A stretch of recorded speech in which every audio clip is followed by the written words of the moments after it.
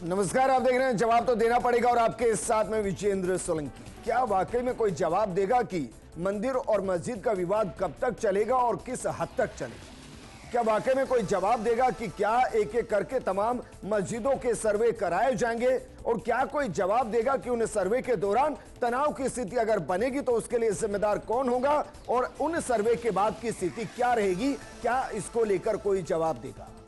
क्या कोई जवाब देगा कि जो 1000 साल पहले घट चुका है क्या उसको बदलने की तैयारियां की जा रही हैं? और क्या कोई जवाब देगा कि क्या यह कहकर ही पीछा छुड़ाया जा सकता है कि हमारा इससे कोई लेना देना नहीं, एक व्यक्ति है, उसकी पिटीशन है, कोर्ट सुन रहा है? क्या वाकई में जब सुप्रीम कोर्ट ने पूजा स्थल अधिनियम 1991 के तहत यह तय कर दिया कि 1947 में जिस मंदिर और मस्जिद की स्थिति जो है वो ही रहेगी, तो क्या हम उसमें बदलाव की तैयारी कर रहे हैं? और क्या ये जो तमाम मामले चल रहे हैं क्या वो उस बदलाव के बिना संभव है? क्या सिर्फ ये कह देने भर से कि सर्वे है, सर्वे हो जाने दीजिए उसके बाद तय होगा, क्या ये सही है? तमाम सवाल है जो उठ रहे हैं, क्योंकि इस बार जो सवाल उठा है वो सवाल उठा है अजमेर दरगाह पर, जिसपे ना जाने कब से देश में जो भी प्रधानमंत्री रहे उनकी चादत आती रही और वो अकीदत के नाम पर आती रही। लेकिन अब कहा जा रहा है कि वो अजमेर दरगाह नहीं बल्कि शिव संकट मोचन मंदिर है और ये कोर्ट के अंदर मामला है। ये कब तक चलेगा, परिणाम क्या होगा, आज बात इसी मुद्दे पर।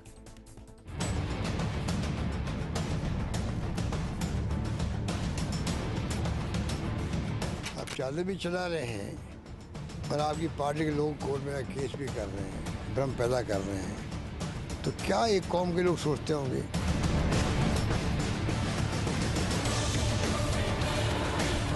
आप हर जगह पर जाकर बोलेंगे नहीं यहाँ पर मस्जिद नहीं थी, यहाँ पर दरगाह नहीं थी, यहाँ पर कुछ और था, तो फिर कल कोई मुसलमान जाए कोई बोल दे जाकर के नहीं यहाँ पर ये नहीं था, यहाँ पर वो था, कहाँ रुकेगा फिर ये?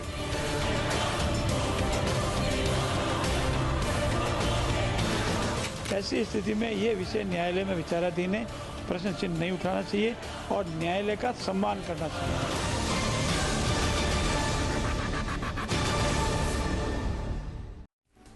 इस वक्त देश के अंदर दो ऐसी जगह जहां बवाल है और सवाल है।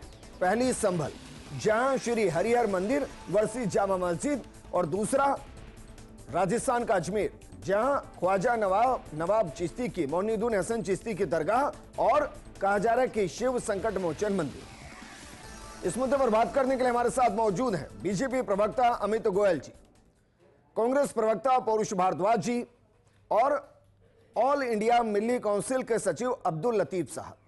अब्दुल साहब, शुरुआत आपके साथ। भाई, कोर्ट के अंदर एक मामला है और कोर्ट के अंदर बाकायदा इस पर सुनवाई होनी है, इंतजार किया जाना चाहिए या बयान शुरू होने चाहिए? देखिए, कोर्ट का तो इंतजार करना चाहिए, कोर्ट क्या कहता है, लेकिन ये मेरा मानना है कि ये जो कुछ भी हो रहा है ये अच्छा नहीं है। ये वोटों की राजनीति है और इस तरह से आने वाले जितने भी इलेक्शन, साल भर चलते रहते हैं इलेक्शन, तो उन इलेक्शनों की ये तैयारी है। जगह जगह मुल्क में इस तरह की फ़िज़ा बनाई जा रही है कि इस फ़िज़ा के बाद हिंदू मुस्लिम जो दरार है ये बढ़ती जाए जी। और एक दूसरे के खिलाफ एक दूसरा खड़ा हो जाए जी, जो इस मुल्क के लिए अच्छा नहीं है। लेकिन सर आप ये तो मानते होंगे, मैं भी मानता हूं कि भाई जो 1000 साल पहले घट गया उसको आज बदलने की क्या वाकई में जरूरत है, लेकिन आप ये तो मानते होंगे कि हाँ, उस वक्त मंदिरों को तोड़ा गया और मंदिरों को तोड़कर मस्जिद बनाए गए, ये तो आप भी मानते होंगे? नहीं, गलत है, बिल्कुल गलत है। ये गलत है? कोई भी जगह ऐसी नहीं है कि जिसको तोड़कर मंदिर को मस्जिद बनाई गई हो। यहाँ तक के बाबरी मस्जिद के फैसले ने बता दिया कि वहाँ कोई मंदिर नहीं था। सुप्रीम कोर्ट ने बताया कि वहाँ कोई मंदिर नहीं था, लेकिन आस्था की वजह से वो जो है फैसला दिया गया। अब्दुल लतीफ साहब, आप कभी कुतुब मीनार घूमने गए हैं सर? आप कभी कुतुब मीनार घूमने गए हैं? ये सिर्फ जो है एक कहानी बनाई जाती है बीजेपी की तरफ से। नहीं, मैं आपसे पूछ रहा हूँ भाई, आप कभी कुतुब मीनार घूमने गए हैं? देखिए जी, मैं कुतुब मीनार तो नहीं गया। ठीक है, आप संभल के जामा मस्जिद गए हैं? देखिए, ऐसा है, मैं वैसे जानकारी के लिए पूछ रहा हूँ सर। देखिए, जो गए हैं आप? देखिए, मैं तो वहां भी नहीं गया। वहां भी नहीं गए। वहां बड़े बड़े शिलालेख लगे हैं सर, और उन शिलालेख पर क्या लिखा हुआ है? उस शिलालेख पर लिखा हुआ है कि भाई इतने फला जैन मंदिरों को तोड़कर, इतने हिंदू मंदिरों को तोड़कर भव्यशाली कुतुब मीनार का निर्माण किया गया है फलासन के अंदर, और ऐसा ही संभल के अंदर जामा मस्जिद के लिए यही शिलालेख लगा हुआ है। आप समझ रहे हैं चीज को सर? चलिए दूसरा सवाल करता हूं, और ये मैं नहीं कह रहा हूं, वहां बाकायदा बोर्ड लगे हुए हैं सर, और आज से नहीं लगे हुए हैं, और बीजेपी के दौर में भी नहीं लगे हैं। दिखाए तो नहीं जा रहे सर। घूम के आइए, मैं घूम के आया हूं। मतलब घूमने से मालूम पड़ेगा ना, वैसे तो नहीं दिखाए जा रहे ना। भाई मैं कहाँ होके आया हूं, कहना अलग मैंने बात पढ़ा है उसको, प्रैक्टिकल अलग बात है, कहने को तो। चलिए मैं आपसे पूछता हूं सर, किसी भी मस्जिद के अंदर आज से 1000 साल पहले अगर किसी ने बनाई है मस्जिद, वो हिंदू धार्मिक प्रतीक चिन्हों को मस्जिद के अंदर स्थान देगा, हाँ या ना? अब्दुल लतीफ साहब जी, क्या मस्जिद क्या दोबारा कहें? 1000 साल पहले जब ये कहा जाता है, इतिहास कहता है कि भाई बहुत लंबे मासिस पर मंदिरों को तोड़ा गया, धर्मांतरण किया गया, मैं इस पे नहीं जा रहा, लेकिन क्या उस दौरान जो मुगल आए, जो आक्रांता आए, वो मस्जिद बना रहे थे? आपकी नजर से मान लेता हूं कि वो जमीन को समतल करके मस्जिद बना रहे थे, तो क्या वो हिंदू प्रतीक चिन्हों का मस्जिद के अंदर इस्तेमाल करते? ऐसा हो ही नहीं सकता। इसलिए नहीं हो सकता कि हमारे यहाँ मस्जिद जो भी बनती है वो जड़ खरीद जमीन पे बनती है, हाँ, और जब तक हम खरीदी हुई जमीन नहीं होती है उस पे हम नमाज भी नहीं पढ़ सकते हैं जी। तो ये सवाल ही गलत है। ये तो एक भ्रम मतलब नहीं हो सकता ना सर, ये भ्रम पैदा किया जा रहा है। नहीं हो सकता ना और सर। ये भ्रम इसलिए अब पैदा दरगाह किया जा घूमने रहा गए है कि अब देखिए आप अजमेर पूरे दरगाह हिंदुस्तान घूमने के गए? नाम बदले जा रहे हैं जी। इतिहास कुछ अब्दुल कहता लतीफ है और साहब, अब ये भाई, कुछ मैं कर रहे उस पे नहीं जा रहा हूं। तो ये तो मैं सिर्फ तो आपसे पूछ रहा हूं फिजा सर। बनाई जा रही है पूरे आपने मुल्क में। स्पष्ट किया कि वो समतल जमीन पर बनती है, आप स्पष्ट कर रहे हैं ना सर, और जमीन खरीद कर बनती है, ये भी आप स्पष्ट कर रहे हैं। अब मैं ये कह रहा हूं, आप अजमेर दरगाह भी घूमने गए हैं कभी? हाँ गए हैं। वहां क्या आपको प्रतीक चिन्ह नजर नहीं आए? कोई भी चिन्ह ऐसा नहीं है। अमित गोयल जी, देखिए मैं कहना चाहता हूँ, ये जो मामला पिछले 2 दिन से मीडिया में सुर्खियों में बना हुआ है, पहली बात तो ये है कि ये तो स्पष्ट है कि जब मुस्लिम आक्रांता जिस समय देश में आए थे, शब्द सही कीजिए सर। नहीं, मुगल आक्रांता, हाँ, मुस्लिम आक्रांता हाँ, नहीं, मुगल आक्रांता जिस समय देश में आए थे जी। उन्होंने भारत की संस्कृति को नष्ट करने के लिए और धर्मांतरण के लिए जो भी कर सकते थे, मंदिरों को नष्ट करना, मूर्तियों को नष्ट करना, इंसानों को मारना, जो भी कुछ कर सकते थे बर्बरता वो पूरी करी। आज मौलाना साहब ये कह रहे हैं यहाँ पर ऐसा नहीं हुआ वैसा नहीं हुआ, मैं तो समझता हूँ जिस समय पर वो आए थे उस समय इनके पूर्वज हिंदू रहे होंगे, ये मेरे हिसाब से एक्स हिंदू हैं, ये भी कोई इसमें कोई दो राय नहीं है और इसमें कोई किंतु परंतु नहीं है। इन्होंने कहा कि बाबरी मस्जिद वाला जो विषय बता रहे हैं, राम मंदिर वाला बता रहे हैं, आप मथुरा जाओ, आप काशी जाओ, स्पष्ट है ज्ञानवापी नाम की कोई मस्जिद होती है कहीं पर पे, और कौन से ये राधा ये कृष्ण का जो अपना मथुरा है इसका क्या इतिहास है ये सबको पता है। और ये मतलब और ये ऐसा नहीं है कि मौलाना साहब ये कोई नई बात है, ये मुगल आक्रांताओं की संस्कृति है। आप ये देखिए बुद्ध बमियान की मूर्ति तो अपने सामने टूटी है, ज़्यादा समय नहीं हुआ अफगानिस्तान के अंदर, तो शांति के प्रतीक थे, लेकिन किसी दूसरे धर्म और उसकी संस्कृति को कुचलना ये एक पुराना स्टाइल मुगल आक्रांताओं का रहा है, इसको स्वीकार करना चाहिए, ये तो एक अलग विषय हो गया। अब दूसरा विषय यह है कि राजस्थान के अंदर अजमेर में दरगाह शरीफ को लेकर जो एक वाद दायर हुआ, देखिए पहली बात तो यह है कि किसी भी व्यक्ति को कॉन्स्टिट्यूशन ने अधिकार दिया है कि अगर किसी विषय पर वो कोई वाद दायर करना चाहे तो कोर्ट के सामने वाद दायर करेगा और उसके संबंध में अपने तथ्य देगा। तो उसने जिस व्यक्ति ने वाद दायर किया विष्णु गुप्ता ने, उसने 1910 में लिखी हुई किताब को उसमें आधार बनाया है, और उस आधार जिसमें बीजेपी भी नहीं थी और उसमें कांग्रेस भी नहीं थी, मौलाना साहब भी नहीं थे और मैं भी नहीं था। मेरा मतलब उस किताब के आधार पर अगले ने वाद दायर किया। अब कोर्ट के पास दो मैं अपनी बात पूरी कर दूं विजेंद्र भाई, कोर्ट के पास दो विकल्प हैं, या तो उस बात को खारिज करते हुए मानते हुए कि इसमें कोई तथ्य नहीं है, या फिर वो संबंधित पक्षकारों को नोटिस जारी करे कि भाई इस तरह का वाद आया है, आप आके अपना पक्ष रख दीजिए। तो मैं समझता हूं ये एक कानूनी प्रक्रिया है, कॉन्स्टिट्यूशन ने उसको अधिकार दिया है, कोर्ट ने नोटिस जारी किए हैं, और मैं समझता हूं अगर अपने को इतना विश्वास है सब कुछ ओके है तो कोई दिक्कत नहीं है, अपने को कोर्ट पर भरोसा रखना चाहिए, कोई गलत नहीं होगा। क्योंकि देखिए ऐसा है, मैं इस बात से बिल्कुल सहमत हूं कि आज दरगाह शरीफ पर प्रधानमंत्री जी हों, सबकी लगातार चादरें जाती हैं, हर मतलब एक पूरा प्रोसीजर है, लेकिन अगर कोई विषय आया है तो उसके लिए उद्वेलन की आवश्यकता नहीं है।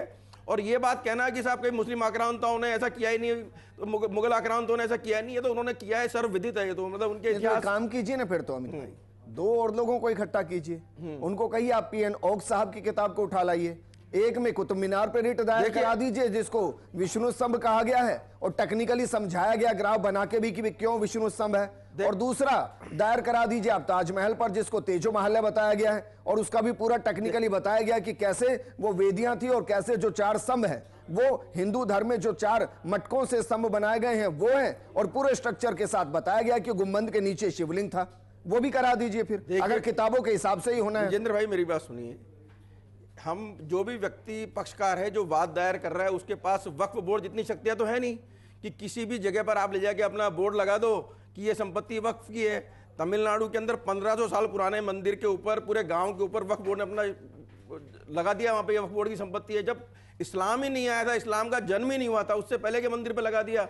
अब उस व्यक्ति के पास वो शक्ति तो है नहीं, वो तो अगर किसी के पास में कोई प्रूफ है, तथ्य है, कोई इतिहासकारों की बात है तो कोर्ट में जाने ले कोई स्वतंत्र है, वो आप भी लगा सकते हो, मैं भी लगा सकता हूँ, इसमें बीजेपी का कोई लेना देना नहीं है, हर व्यक्ति स्वतंत्र है। लेकिन ये कहना कि जो हमारे देश में आक्रमणकारी थे, जिन्होंने देश को लूटा, उनका समर्थन करना ये ठीक नहीं है। कोर्ट को भरोसा करना चाहिए। बीजेपी की नजर में वो अजमेर दरगाह है या शिव संकट मोचन मंदिर है, क्या है? देखिए, आज की तारीख में जो उसका स्टेटस है वो अजमेर दरगाह का है।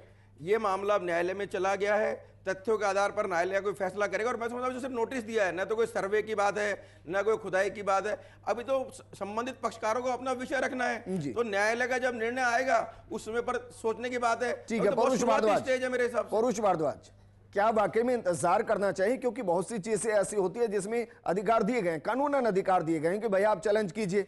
अब कोर्ट हो सकता है कि उस दिन फैसला करेगी कि तथ्यों के अंदर कोई प्रमाण नहीं है, याचिका खारिज। तो इंतजार होना चाहिए ना, ये बयान देने की कहां जरूरत पड़ती है नेताओं को कि भाई एक तरफ तो चादर भेज रहे हैं, दूसरी तरफ अपने नेताओं से रेट लगवा रहे हैं। देखिए विजेंद्र जी, मैं इस बात को कहना चाहूंगा कि इन सभी बातों के सार में हमें 2 तथ्यों पे गौर करना पड़ेगा। एक हमें ऐतिहासिक तथ्यों पे जाना पड़ेगा, एक हमें वर्तमान तथ्यों पे जाना पड़ेगा। ऐतिहासिक तथ्यों की बात करें तो हम हमारे इतिहास को 3 पार्टों में बांट सकते हैं, जिसमें एक प्राचीन इतिहास है हमारा, एक मध्यकालीन इतिहास है, एक हमारी मॉडर्न हिस्ट्री है। प्राचीन इतिहास में हम जाते हैं तो वहाँ पे निश्चित तौर पर सनातन मंदिर मिलते हैं, सनातन राजा मिलते हैं, और उसी पीरियड के अंदर जो है वो जैन धर्म का उदय मिलता है, बौद्ध धर्म का उदय मिलता है। फिर जब मध्यकालीन हमारा इतिहास होता है उस समय भारत में मुगल भी आते हैं, तुर्क भी आते हैं, हूण भी आते हैं, और गुलाम वंश भी आते हैं, और अनेकों जो है जो आक्रांता जो थे वो भारत में आए। तो उसके बाद में जब मॉडर्न हिस्ट्री में देखा जाए तो उसमें अंग्रेज आए, उसके बाद हूण आए, पुर्तगाली आए। तो मैं इस बात को कहना चाहूंगा कि जब जब जो शासक रहा तो उसने निश्चित तौर पे अपने से जुड़े हुए धर्म के जो है धार्मिक स्थलों का निर्माण किया। उसने कहीं मंदिर बने, कहीं मस्जिद बनी, कहीं गुरुद्वारे बने, कहीं पर जो है चर्चें बनी। और उसके अलावा देखिए आप इसमें भी आप देखिए कि जैसे जो हमारे शक संप्रदाय है, मतलब हिंदू सनातन में भी अलग अलग शैलियों के मंदिरों का निर्माण हुआ। तो मैं इस बात को कहना चाहूंगा कि उसके बाद में जब हमारा देश आजाद हुआ और जब धर्मनिरपेक्ष स्वरूप हमारे देश को दिया, हमने बाकायदा गणतंत्र, लोकतांत्रिक गणतंत्र दिया, इसको धर्मनिरपेक्ष का जब जामा पहनाया हमारे देश को, उसके बाद में इस तरह के विवाद ना हो कि कोई ये कहे कि साहब इन्होंने हमारा तोड़ करके ये बना लिया, इसको तोड़ करके ये बना लिया। इसलिए 1991 के अंदर संसद में हमारी सरकार द्वारा मैं आपको सैल्यूट इसलिए करूंगा कि भाई जिस कांग्रेस ने धर्मनिरपेक्ष को बदलकर पंथ निरपेक्ष किया, आप आज भी मानते हैं कि वो धर्मनिरपेक्ष था। अब आगे बोलिए। नहीं देखिए, मैं इस बात को कहना चाहूंगा कि पंथ निरपेक्ष या धर्मनिरपेक्ष जो है वो शब्दों का एक आपके समझने वाली संविधान में पंथ निरपेक्ष। सुनिए मैं मेरी बात विजेंद्र जी अपने सब्जेक्ट का और मेरी बोली बात रह जाएगी। मैं इस बात को कह रहा हूं कि पिछले विवाद नहीं हो, इसलिए प्लेसेस ऑफ एक्ट जो है वो 1991 में आया गया। तो उसका लाने का औचित्य यही था कि जो इस तरह के विवाद है वो भविष्य में ना आए। परंतु देखिए दुर्भाग्य की बात यह है कि आज की स्थिति में जब सरकार जब विवादों में फंसती है, चाहे अभी हमने देखा कि अमेरिका में इनके मित्रों के खिलाफ वहां पे जो वारंट इशू हुए, या फिर अब से पहले भी हमने देखा कि जब सरकार के पास जवाबदेही नहीं होती तब किसी न किसी प्रकार से कोई ना कोई मामला ऐसा चल जाता है कि मीडिया का, जनता का ध्यान जो है मुख्य फोकस की बातों से हट करके इस तरह की बातों पर आ जाता है। तो मैं आपसे इस बात को कहना चाहूंगा कि क्या भारतीय जनता पार्टी स्पष्ट रूप से इस बात को कहे या कि ना जो हमारे देश में जो प्लेसेस ऑफ वर्शिप एक्ट है, तो क्या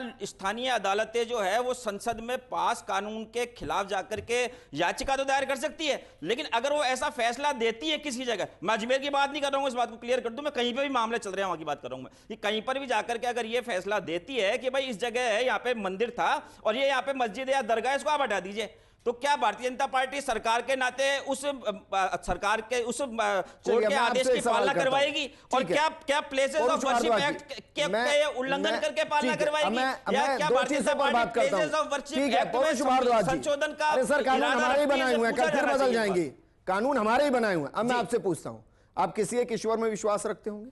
निश्चित तौर पे रखते हैं, महादेव या कोई और?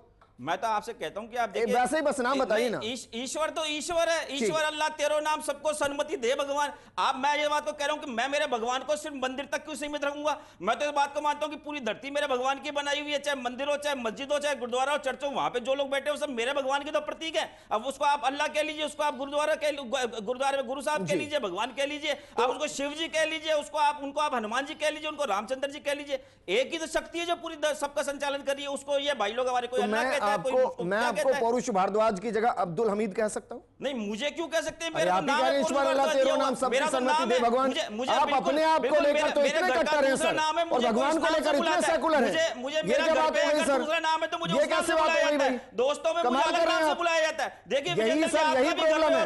पौरुष भारद्वाज जी, यही प्रॉब्लम है कि जब खुद पर आती है तो बात अलग हो जाती है। आपको प्यार से आप जिनको पूछ रहे हैं, आप जिनको पूछ रहे हैं उनको लेकर गंभीर नहीं, खुद को लेकर गंभीर है। कमाल कर रहे हैं सर। देश की संसद में अशोक पाठक जी हमारे साथ जुड़ गए हैं, सामाजिक कार्यकर्ता हैं। अशोक पाठक जी, अशोक पाठक जी, अशोक पाठक जी, भाई इसमें कोई दो राय नहीं कि एक दौर में सनातन सर्वोच्च था, कण कण के अंदर था, लेकिन उसके बाद तो सर बहुत कुछ बदला है।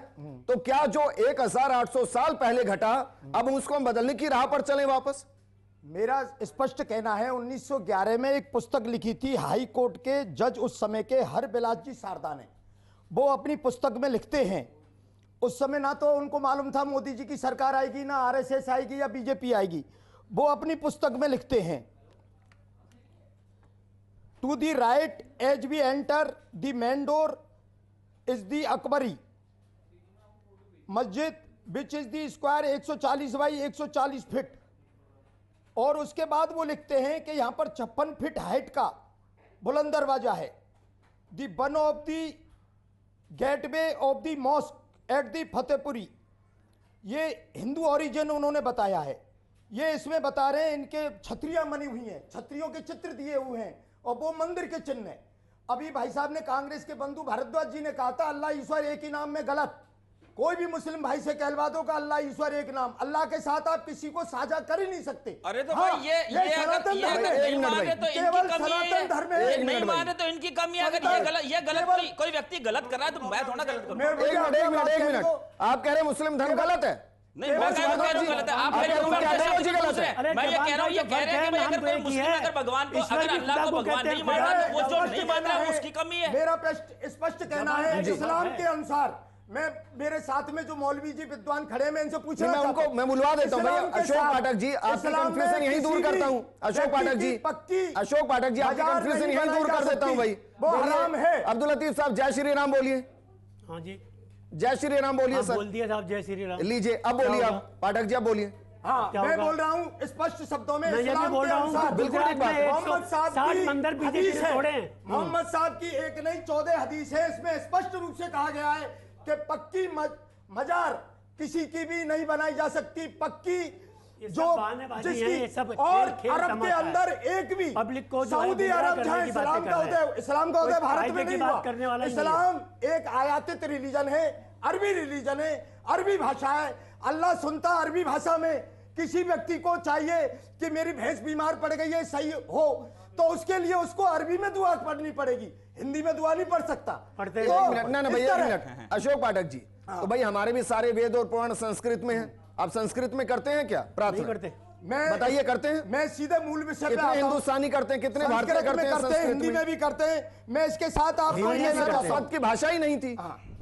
मैं मूल सवाल पर आ रहा हूं। मैं मूल सवाल पर आ रहा हूं। मैं आपको एक पुस्तक का रेफरेंस दे रहा हूं, 1911 में लिखी हुई है।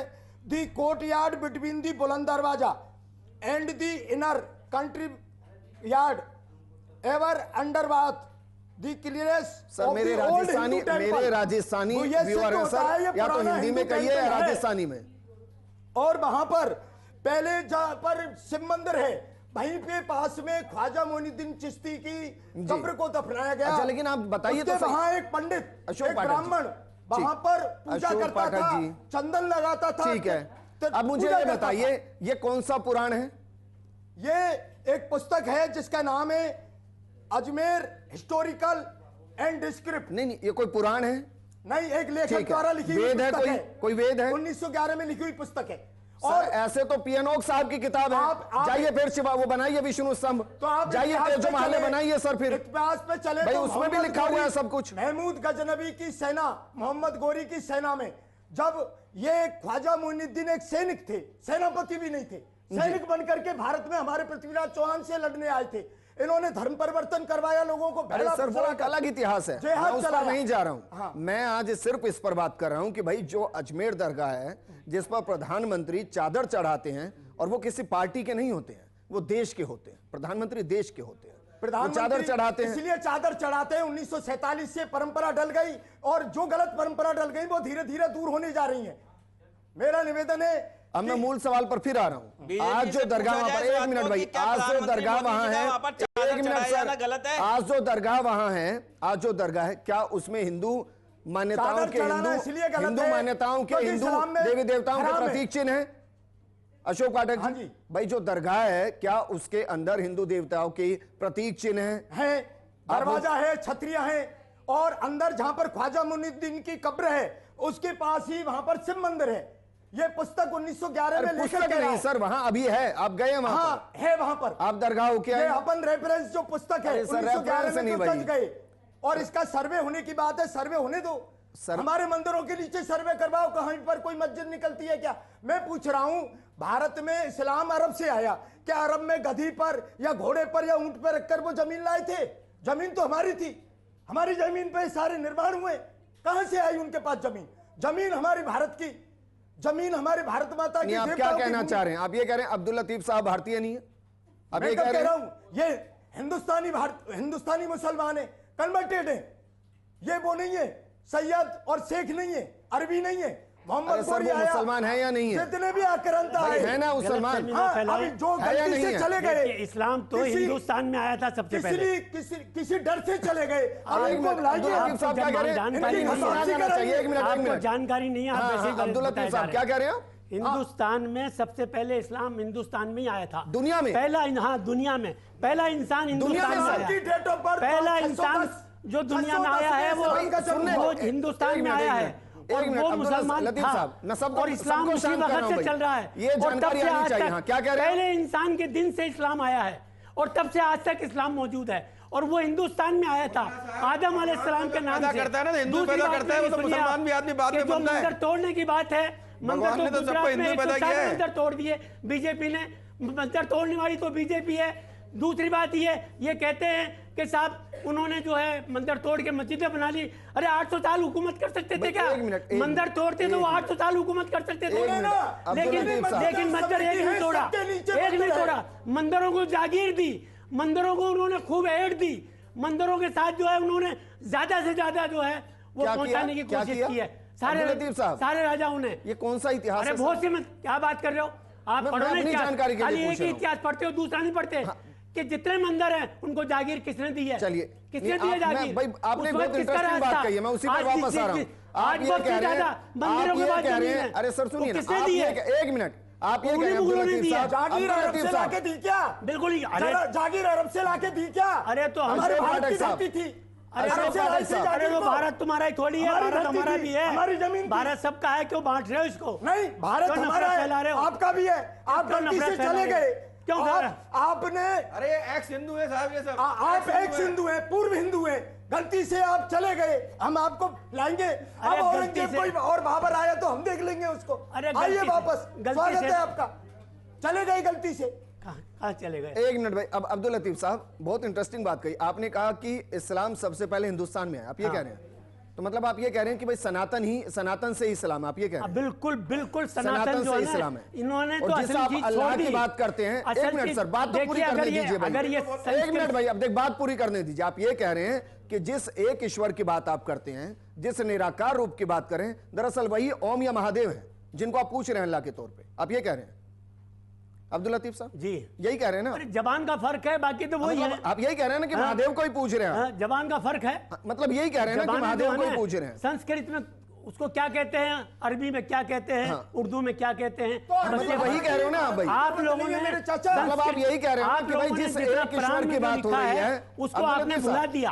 भाई मैं सैल्यूट कर रहा हूं, सच में सैल्यूट कर रहा हूं आपको। उसको संस्कृत को और अरबी को आप दोनों का नहीं। ट्रांसलेशन देख लीजिए, हाँ, एक वही ही मिलेगा। तो मतलब आप वहाँ वही कह रहे हैं ना कि एक वहाँ ईश्वर खुदा जिसकी कह रहे हैं। बात हो रही है अरब के अब्दुल शेख लतीफ तो साहब, संस्कृत, वो महादेव अरब हैं, के शेख तो निराकार अंग्रेजी रूप की भाषा बात। में फर्राटेदार बोलते हैं और आप यहाँ अरबी में लोगों को भेड़ चाल बना रहे हैं। क्या जरूरत है अरबी भाषा की? क्यों? अरबी से इस देश का उद्धार नहीं जिस होगा। तरह आपने संस्कृत को छोड़ दिया, हम भी छोड़ नहीं, दें। संस्कृत को नहीं छोड़ा, छोड़ ही रखा है, और क्या है? रोजाना प्रातः पूजा अरे उसे करते हैं, पढ़ते ना मंत्र तो आप बोलते हैं। इस्लामी हाँ। खुद अपने आप को इस्लाम का मानते हैं। आपने संस्कृत को छोड़ दिया, समझे साहब? आपके जो है संस्कृत जो छूटी है उसके पीछे भी एक मिनट भाई, एक मिनट सारे भाई, एक मनुवादियों मिनट। ने नहीं, मुझे प्रोग्राम संस्कृत क्लोज को करना है, बदल लेकिन करके अब्दुल लतीफ अपने साहब, मनमानी अब्दुल मजहब के लतीफ हिसाब से साहब, बना लिया। अब्दुल लतीफ साहब, अब ये तो जानते हैं ना कि भाई जो शिवलिंग है वो निराकार रूप है, सृष्टि के आधार का निराकार रूप, आप ये मानते हैं ना? मानते हैं ना सर क्या चीज? कि शिवलिंग जो है अरे भाई वो हमारे यहाँ सृष्टि के कोई निराकार हमारे यहाँ रूप कोई है? मूर्ति पूजा है ही नहीं। शिवलिंग क्या, हम तो सीधे तो कह मस्जिद रहे क्या है सर? आदम अलैहिस्सलाम जहाँ दुनिया में चादरें आए। चढ़ रही हो, मस्जिद क्या है? आप वो क्या है? आप मसाले अगर क्या है? शिवलिंग पत्थर को कह रहे हैं, अगर शिवलिंग किसी इंसान का नाम है कि शिव उसका नाम है तो ठीक है, लिंग आपने कर दिया, उसको लिंग बना लिया, आपने उसकी शक्ल बदल दी, आपने उसको जो है रूप बदल दिया। हम इंसान को तो इंसान चादरें मानते हैं, किस पर चढ़ा रहे हैं शिवलिंग को सर आप? भगवान नहीं मानते हम। चादरें किस हम पर मूर्ति चढ़ा नहीं रहे पूछते। हैं? चादरें किस पर चढ़ा रहे हैं? चादरें तो किस पे चढ़ाते हैं? कब्र पे चढ़ाते हैं। तो मतलब कब्र पूजी जा सकती है? नहीं पूछते नहीं हम, खोले के हनुमान जी बिल्कुल पर एक पूछते मजार नहीं। है। मैं आपका शुक्रिया। निवेदन कब्र को करूं सर, पूछते नहीं हम। शुक्रिया हमारे साथ जुड़ने के लिए हमारे अमित जी, यहाँ शुक्रिया। पूछते नहीं है। परुष भारद्वाज जी आपका भी शुक्रिया, अशोक पाठक जी आपका भी शुक्रिया, और अब्दुल लतीफ साहब आपका भी शुक्रिया। ये मामला कोर्ट के अंदर है, कोर्ट को तय करना है कि इस याचिका को सुना जाना है या नहीं सुना जाना। अगर सुना जाना है तो फिर आगे के फैसले क्या होंगे, इस पर एक अलग बहस होगी। लेकिन हाँ, ये सच है कि जिस तरीके से विवाद चल रहे हैं, इस विवाद का अगर ये शुरुआत है तो अंत अगले 20 साल तक नहीं है, और अगर ये अंत है तो फिर मानकर चलिए शुरुआत के लिए बहुत से दरवाजे खुले हुए हैं। इस प्रोग्राम में फिलहाल इतना ही, लेकिन इस वक्त की बड़ी